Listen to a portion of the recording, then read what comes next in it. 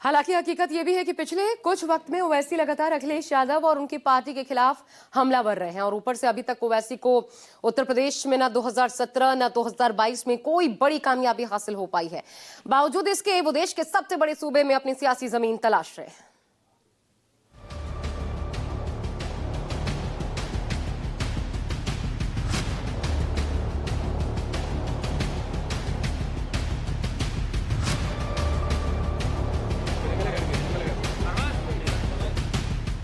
बीस करोड़ की आबादी वाले उत्तर प्रदेश में करीब 4 करोड़ मुसलमानों की आबादी, और ये मुस्लिम आबादी सियासी तौर पर सपा, बसपा और कांग्रेस के इर्द गिर्द घूमती, और इतने बड़े वोट बैंक को साधने के लिए ये तीनों पार्टियां अपना सियासी दांव खेलती रहीं। लेकिन 2017 से इस वोट बैंक में एक फैक्टर की और एंट्री हुई। वो फैक्टर है ओवैसी फैक्टर। हालांकि अभी तक इस फैक्टर को यूपी में कोई सफलता तो नहीं मिली, लेकिन कुछ जगहों में खेल बिगाड़ जरूर दिया है। और 27 में यह डर सबसे ज्यादा है। लगातार ओवैसी यूपी में अपनी जमीन तलाश रहे हैं।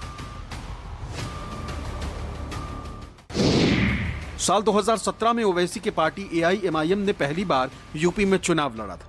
एआईएमआईएम ने 38 सीटों पर अपने उम्मीदवार उतारे थे, तब 37 सीटों पर उनके उम्मीदवारों की जमानत जब्त हो गई थी। इस चुनाव में एआईएमआईएम का वोट प्रतिशत 0.24% रहा और कुल वोट 2,04,142 मिले थे। इसके बाद 2022 के चुनाव में ओवैसी की एआईएमआईएम दोबारा उतरी। इस बार 95 सीटों पर अपना प्रत्याशी उतारा, लेकिन कोई भी जीत नहीं सका और सभी की जमानत जब्त हो गई। इस चुनाव में ओवैसी की पार्टी का वोट प्रतिशत 0.49% रहा और कुल वोट 4,50,929 मिला था। यानी 2022 में भी ओवैसी यूपी टेस्ट में फेल हो गए थे। राजनीतिक जानकारों का मानना रहा है कि बिहार में अगर तेजस्वी यादव ने ओवैसी को महागठबंधन में शामिल कर लिया होता तो मुस्लिम वोट नहीं बढ़ते, जिससे अब ओवैसी के दाव से सबकी नजर यूपी के सियासी समीकरण पर है कि अखिलेश इसकी काट क्या निकालते हैं। अगले साल यूपी में चुनाव है। सूबे में करीब 150 सीटें ऐसी हैं जहां मुसलमान असर डालते हैं।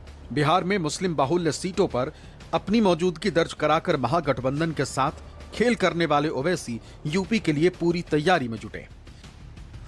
उत्तर प्रदेश में तो जाएंगे, उत्तर प्रदेश में दरी नहीं बिछाएंगे। उत्तर प्रदेश में एमवाई पीडीए का ये सब झूठ बातें करते हैं ना, उनके खिलाफ जाएंगे, आप निश्चिंत रहिए। ओवैसी की इस एंट्री से यूपी में नया समीकरण और नई टेंशन बढ़ने वाली। उस यूपी में जहां भारतीय जनता पार्टी और समाजवादी पार्टी के बीच सीधा मुकाबला है और सपा की जीत में मुस्लिम समीकरण बेहद जरूरी है।